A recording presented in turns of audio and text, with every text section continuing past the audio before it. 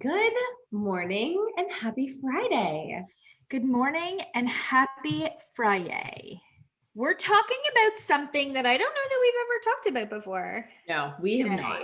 This question is from Trisha, but we get this question a lot. And the question is, how do you maintain personal security and privacy with an online business?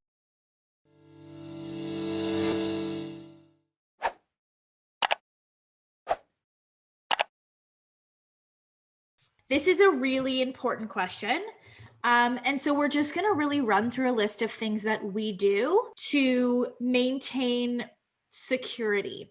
Number one, although we are in the process of changing it because we had it and then somehow it got messed up, having an address that is not actually your address. Yes. Across all of the sort of public facing domains, your email marketing platform, wherever else. Yep. Your ClickFunnels pages, whatever.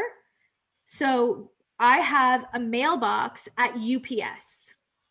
So it's not a PO box. Facebook doesn't like that, nor does your email marketing platform. Excuse me. And so I have an actual mailbox with an individual address at UPS. So I know UPS does it. I know some postal services do it. But I highly recommend that you get an additional, you have to pay for it, so that your actual address isn't front facing. And so that is number one. Number two is a platform that I have a love-hate relationship with. And we use this platform called LastPass. So LastPass. And LastPass is like a jail for your passwords. Yep. Do you want to, I actually hate it. So do you want to talk about it? I hate it. It's really funny that you're saying this because I'm currently being blacklisted by LastPass and can no longer access our passwords through the platform, which is being escalated. But in the glory days when I was able to use it properly, it is actually quite fantastic. So what it does is it allows you to store all of the passwords for your business in one secure place. And you can actually give admin and user access to other people, meaning they can log into platforms using your passwords, but never actually see the passwords. They just have the LastPass extension installed and it auto-populates for them. And so that's phenomenal because as people come and go from your business, obviously having to change your passwords all the time is not necessarily the best idea.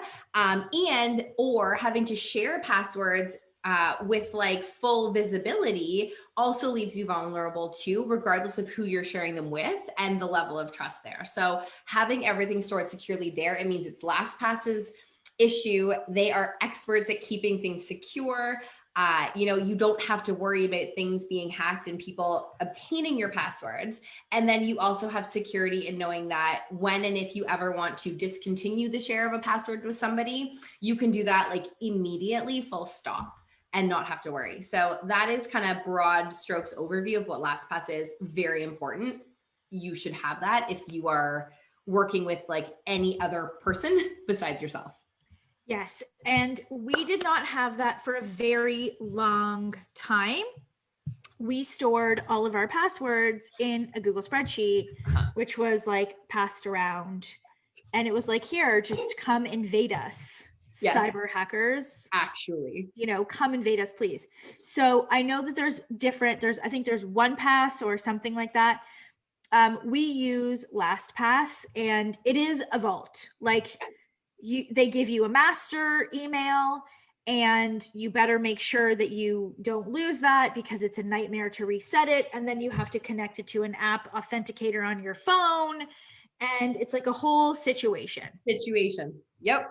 And it's very frustrating because it's the tightest security. And then when you don't remember what your password is, you screw yourself over. Yes. And also sometimes it just like locks you out and then you have to use the authenticator and you can't get back in and it's like a whole thing. But definitely look into something like that because anytime you log in, when you have the extension on your desktop and even on your phone, it will prompt you to say, do you want to store this in LastPass? And so then you just say add, and then everything that you do is stored into LastPass. And then you can give different access to different people. So you might want your VA to have access to, let's say, certain tech platforms, but your banking information also is in LastPass, and they don't have access to that because obviously you're not going to give your banking access to a virtual assistant. And if that wasn't obvious, now it is. Please don't. Right. Let's actually talk about that for a second. What do you not give out? You don't give people access to PayPal or Stripe or your bank account or your credit cards. You don't give your money information to anyone other than someone that like you explicitly trust. And even when you do that, you should absolutely be still checking every day or every other day and making sure, Two-factor. Yeah, okay, we'll talk about that next. Checking every day, every other day, to make sure that things are still good. The next thing, two-factor. So I also have a love-hate relationship with two-factor. Two-factor is what you should absolutely have on everything that you own. Every platform that you have, Instagram, Facebook, G Drive, Stripe, PayPal. All of it. Amazon, like every platform that somebody has the ability to charge something in or mess you up for life. Should be two-factored. So that means that somebody else who's not you from like your IP in a safe computer logs in, you would get either an email or a text message to your phone with a code that you then have to give to them, which means when you go to Great Wolf Lodge with your children and you are the two-factor person because all the codes come to said phone, you actually have to either tell the people, hey, I'm out for the day, so you can't log into anything, or you literally can never leave your phone. So it's, there's a good and a bad. I'm not, like I still have tight security and I still sort of know. And actually we have used two-factor to like stop fraud because there's been times where I put into Slack for my team, hey, who needs an Amazon code? And no one raises their hand. And then we immediately go and change the Amazon password. For example, or PayPal, right? And we'll say that, when you get people on your team that you do trust, you can add them as like account holder people. So that like you're not being pinged every 30 seconds for a two-factor code. Because that gets really annoying real fast. Especially when the code expires after 5 minutes, which PayPal's do. It's a 5-minute code and it's like, PayPal, give me a second here. I'm busy. But two-factor, you should absolutely have two-factor. It's really easy to set up. It's not hard. You should have it. I also have it on my kids' accounts. Right. So I've two-factored my children's. Like TikTok and Instagram and all that stuff, because I don't want them being dumb and like giving their password to anybody and then like all of a sudden their identity is hacked. Totally. And so we have two-factor on everything. And so that is definitely really important. And then in terms of, this is a question that we get too, do you share your children? Do you share personal details? Do you live post? Do you tell people where you are? My mom was always so scared of me like telling people that I was going on vacation because she's like, well, what if somebody comes and robs your house? I'm like, listen, if that's going to happen, that's going to happen. Like, that's going to happen. So I think that's an individual choice. I know that there's a lot of more like Insta famous people who live sort of Insta story or whatever while they're there, but they don't share where they are until they leave. That's also a choice. And in terms of the kids, you know, privacy and all of that, I've had many conversations with my children, and I ask them and I say, can I put this? They now have their own Instagram accounts. Yeah. And so Alexis is like, yeah, put it and tag me.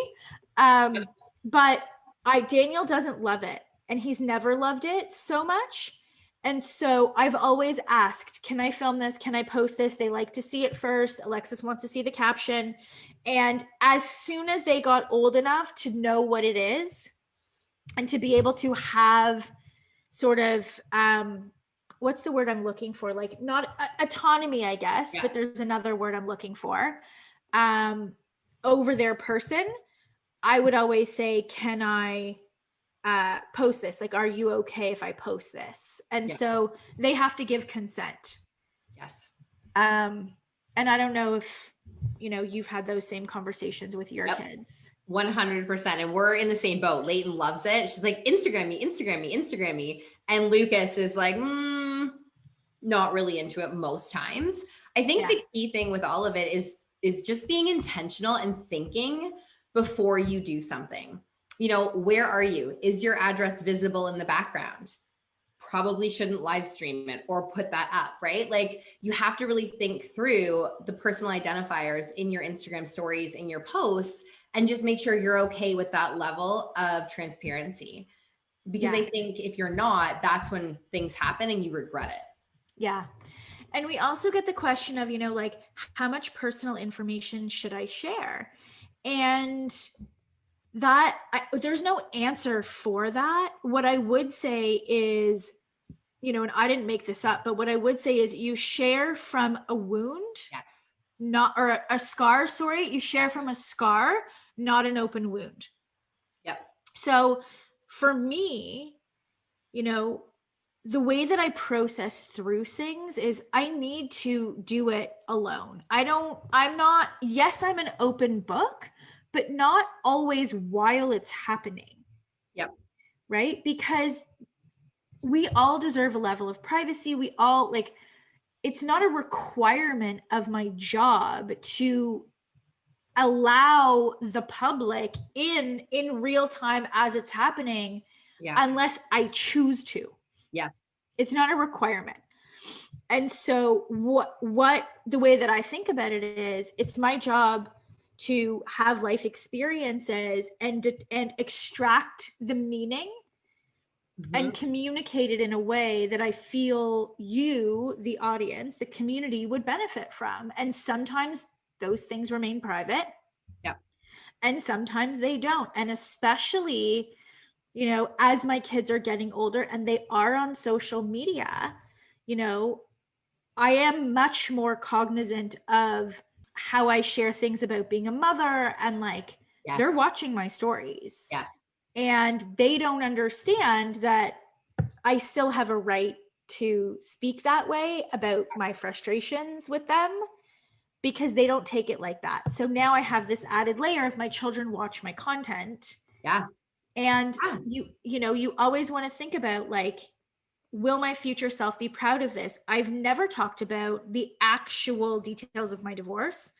It's nobody's business, but I've spoken about the lessons, right? And I know that there's some people that would choose differently, and they'll, you know, talk about friends or this or that or whatever. And it's like, cool, that's, you do you and I'll do me. And I think it's just, you know, respect and integrity, and thinking about, will this embarrass me in the future? Will I look back on this and be like, oh, that was an embarrassing moment. Like, I should not have vomited that information. And if that does happen in the future, cool, like, lesson learned. But when you have a responsibility, I think at this level, and that goes for all of us, like, we're all leaders. We all have a platform, whether there's 2 people watching you or 100,000, it doesn't matter. And it's a responsibility of sharing information, because somebody is watching you and taking what you say and utilizing it either to do good or to not do good. Yeah. I think it really, to me, when it comes to sharing things, it's intention. Like, it's really important to, before you share anything, what is the intention of this? And when it comes to business related content, and for everybody who operates a personal brand, all your content is business related, just sharing directly from an emotion without thinking through what the intention of the share is can be really dangerous. And I think that's where you run into situations where down the road, you're embarrassed or not proud or regretful of things that were shared and how you showed up, versus having the emotion, what is the intention of sharing the emotion, and then sharing intentionally. I think for me, that's the line that I go through. Absolutely. And you are allowed time to process. I mean, I remember that. So my marriage ended in December of 2015, and I didn't talk about it until that summer of 2016. And I wrote a blog post, I remember, and I had like 4 different people read this blog post because I didn't want it to be about the divorce per se, but I did feel a responsibility to be like, hey, guess what? I got a divorce. Yeah. Like, I'm not married anymore.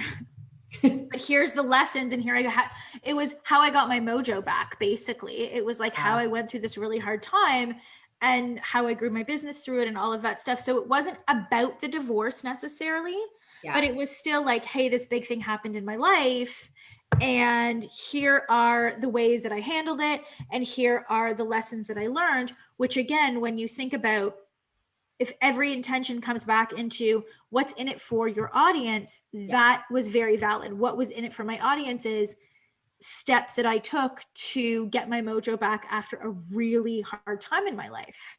Yeah. Yeah. And so when we're talking about like online and all of that, it's security, it's 2-factor, it's passwords, and it's also intention. Yeah. And when you have the intention of using your personal experience to deliver lessons so that the people consuming your content can take the lesson from your experience, and use the lesson from your experience to improve their own experience, then everybody wins, versus vomiting like raw, unprocessed emotion. Yeah. Which for the most part doesn't end well. No. Yeah. So, just that little light convo on a Friday morning. Cybersecurity, a Monday conversation. This is really a Monday conversation. We just have our face off. It's fine. We're talking about passwords and stealing things, and that's fine. We're going to end this convo. I actually don't like it. It gives me bad feelings in my body because it's like negative. Have a good weekend, everybody. We will see you on Monday. Goodbye.